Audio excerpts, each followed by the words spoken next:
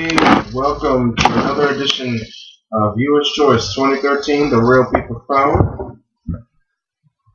Free your fucking mind. That's right, free your fucking mind, man. Alright, it is Monday night, which means, first up, we're going to kick it off with the Monday Night Raw review. Tonight was a pretty good show. Once again. Yeah, trumping AJ Trump and Mr. Booker T. Booker T. Booker T, man. I just think he's the wrong choice for SmackDown.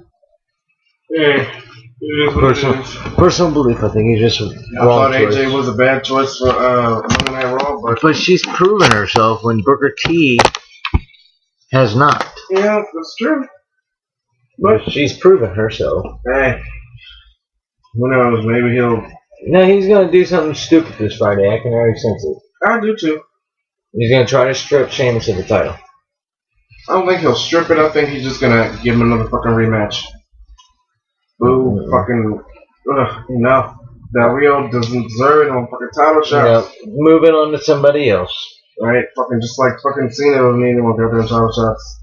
That's why I decided to throw that one in there. Alright, kicking off Monday Night. Kicking off Monday Night Raw tonight was Paul Heyman and Brock fucking Lesnar. Basically saying that they're the shit now, they're the conquerors and everything else. Blah, blah, blah. They ended Triple H's career as they believe they did, but they didn't. Boo. So yeah, he kicked it off like that. Yeah, it's very boring. Very, Paul Heyman. Very Paul Heyman. So the first match of the night. 6-man tag team action. R-Truth, Kofi Kingston, and Sin Cara versus Cody Rhodes and the Primetime Fairies. And the winners are World Tag Team Champions Kofi Kingston, R-Truth, and Sin Cara.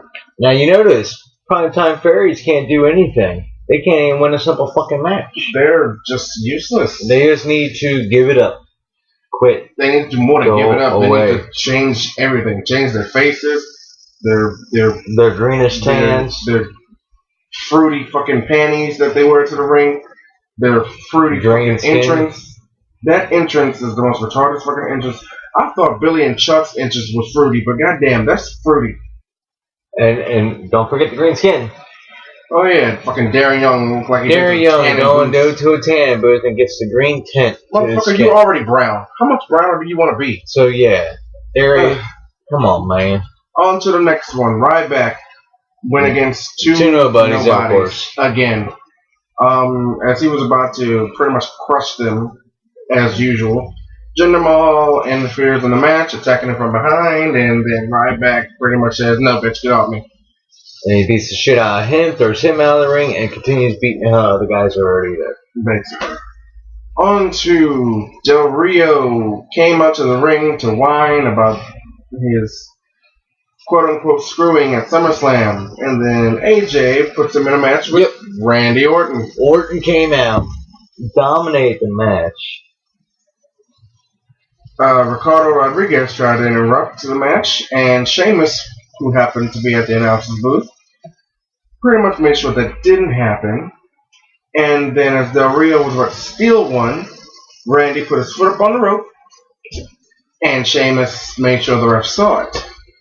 Randy was a little perturbed about that, but hey, RKO. Randy Orton came out on top. Randy Orton beats Del Rio with a thunderous RKO. Yep. Then Next brings us to Funkasaurus Brodus Clay versus Damien Sandow. Sandow, and the winner is Damien Sandow by a roll-up, but Brodus Clay kicked the living shit out of him, not only through the match, but even after the match. Yep. It was just a lucky roll-up. That's the only reason why he won. Following that crap match, Shawn Michaels via satellite spoke out about Triple H and how he was feeling before and after the match.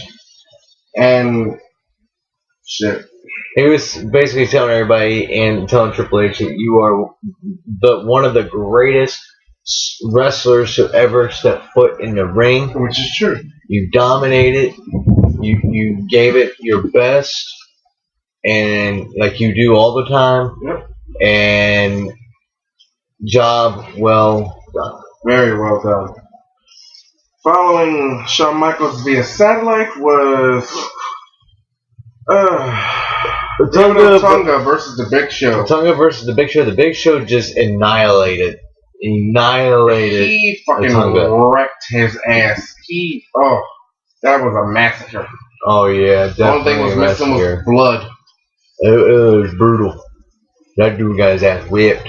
Following that was the odd coupling of two teams, Kane and Zack Ryder versus Daniel Bryan and The Miz.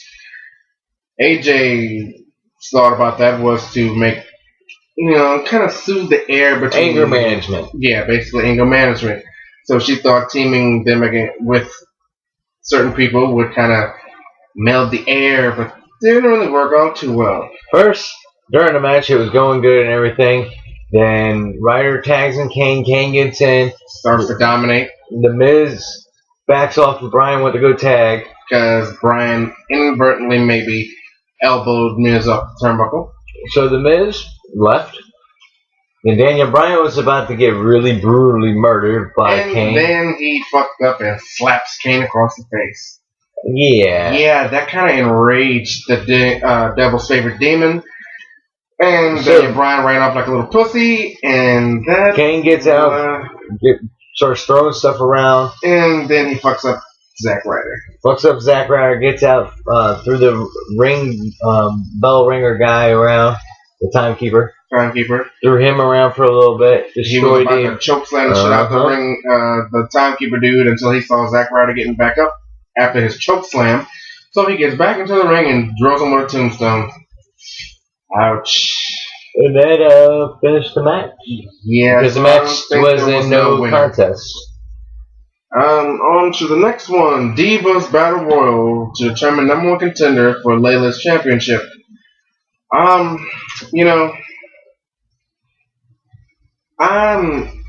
Divas, they're kind of boring me lately. That's the same shit. It's the same Divas over and over again. We touched base on that last week. Yeah. The same Divas over and over again is completely ridiculous. Yeah. They need to get more Divas. Big time. I mean, come on. I know there's more out there. Come on. I know, shit. And, well, to sum it all up, Caitlyn came out as the new number one contender. But, yeah, the Divas division has gotten pretty dull. Wasn't like the old days. Hell no, you had everybody. A shitload of Divas. You had everybody then. And it was a constant battle for that title. Hell yeah. Then after that, Brock chimes in. He touts that he quits. He quits. He said he has accomplished everything. He has conquered. His word is conquered everything in the WWE that he has set out to do. So therefore, he will never be coming back, and he quits. Wow. So claiming that he is the new King of Kings, he quits. He's a pussy. That proves absolutely nothing. And what he doesn't understand is that since there was a contract, and he was suing the WWE for a breach of contract, right? Originally for him getting fired, right? Well, he didn't get fired. He just sued him because he didn't get the contract that he wanted. Yeah, but now here he is quitting, right? After beating Triple H, he quits, but he doesn't realize, now he is in fact in breach of his contract now. Because he quit before the end of the contract. So they can turn around and sue him. Sue him now. Good job, Brock. Good job, you screwed yourself. Good move. Good job taking Heyman's advice there. Next up was a match signed by AJ as a rematch for Ziggler and Jericho. But this stipulation was that it would be Jericho's WWE contract on the line versus Ziggler's Money in the Bank contract. Yep. Now, I highly disapprove of AJ's decision to do it that way.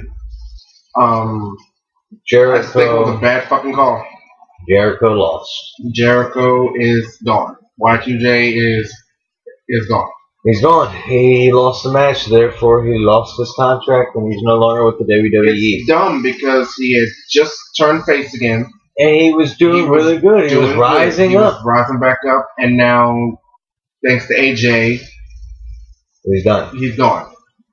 Good fucking job, crazy bitch. So that was the main event. And then there was a little blah blah blah between CM Punk and John Cena at the end. for some, CM Punk, he comes out every week demanding respect. But he came out, he said, John Cena, I'll give you a match at SummerSlam, but you got, over Night of Champions, but you got to tell the world that I'm the best in the world. Cena wouldn't do it. And then I don't blame Cena. I wouldn't do it. Because Cena had a point. Every wrestler needs to believe that they are the best. That they are the best, to do their best in that ring every time they step foot in it.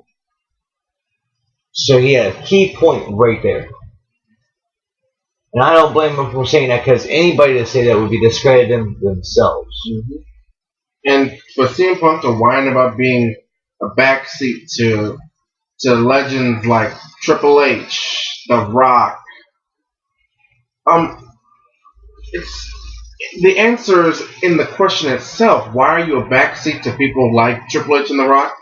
Because they are Triple H and The Rock.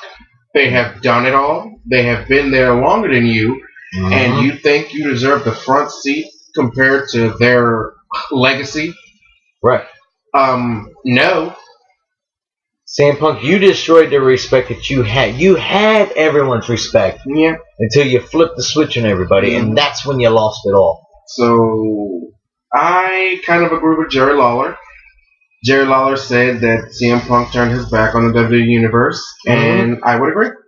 And then, so, since CM Punk went and attacked Cena, he decides to bring Jerry Lawler in the ring and demanded the same thing for Lawler, to say that he was the best in the world. Lawler said, no, I cannot do that. I've been in this business too long. I have seen him, and I can't do that. So what does CM Punk do? He waits for Jerry Lawler to turn his back, and then he kicks him in the back of the head.